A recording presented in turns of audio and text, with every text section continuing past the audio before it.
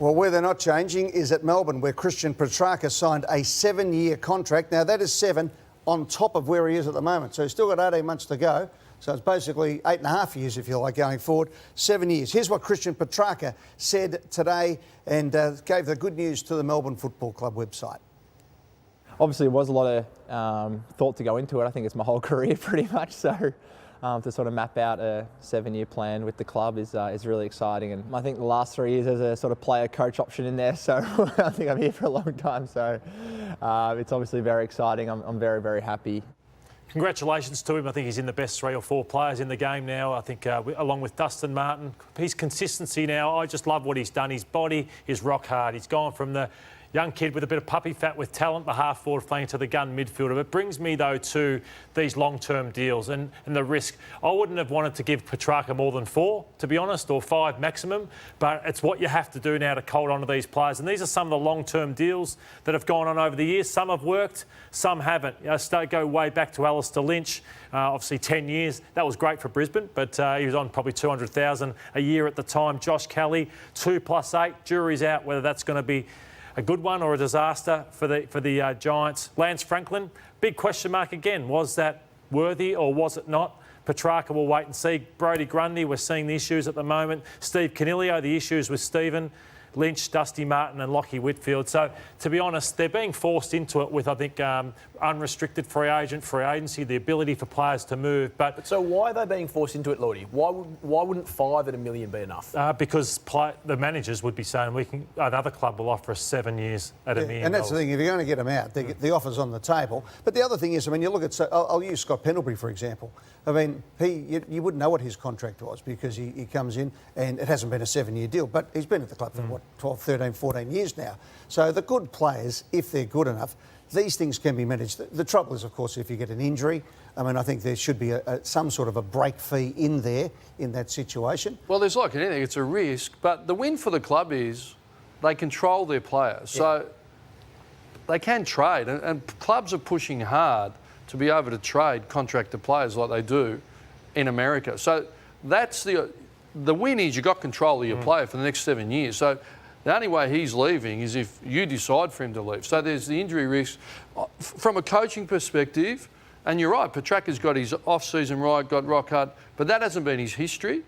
But he needs to deliver. So the psychology of humans and being comfortable and breathing out, that's going to be the test, because we have seen it a little bit, but the top flight, it shouldn't matter. The other thing, Lloyd, is that other players around, they want to know. At Melbourne, for example, I was talking to Gary Pert today, and he said to me, look, you've got somebody like Max Gawn, you've got Petracca now signed up. All these young guys around him who are coming through now know that the P's in their side are there. They're up on the board for the next 7 years. Right, I'll stay. This is where the future's going to be. And they must have guidance from the AFL head office. They must have projections what the salary cap is going to look like in 7 years. You might be able to talk to it a little bit, Ed. I don't know off the top of my head, but they do get projections out. Like COVID's cut a bit, because there's no way you could do it otherwise. Otherwise, you're guessing. Yeah. The other thing to it, though, the downside is there are a number of players who, once they become a marquee player, they just fall apart. Yes. And it's the same in show business. It's the same in rock and roll. When you become the big star and you have to perform night after night and fill up the stands,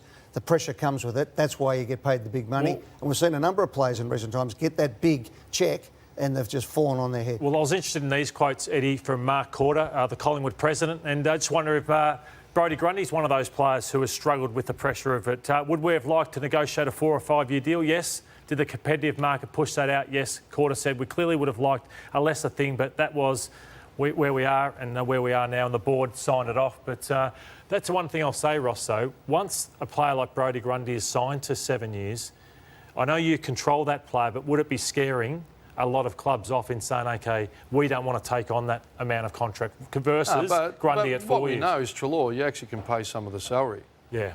But it's not ideal. It's not ideal for the club, but it does happen. We've seen that situation potentially unfold with Josh Kelly. I mean, if Josh Kelly wants to move from GWS, now they're going pretty well. He's got the option. Playing pretty well. It's an option contract. Yeah, that's right. But, I mean, would a Victorian club right now be willing to give Josh Kelly 8 years at $1 million? Not so sure. And well done to Toby Green, who actually signed a 6-year deal to start with, and now he's got an extra 2 on the back of it. He's done very well. Unique. So I'm not sure as a player, why do you want it so you can plan your life out? I mean, there's some limit there as well, but... It's an interesting shift in the game. Does it happen overseas, the long-term deals? You would know better than me, Sam. In European sports? Yeah. No, not as much. Not 7 and 8. I mean, it has in baseball, but in all those sports, you can sell them tomorrow. The club actually runs the players. There'll have to be a change up with the Players Association. There's been all the players' way for a long time on this. But, you know, if you're a gun player, why not? If you can get it.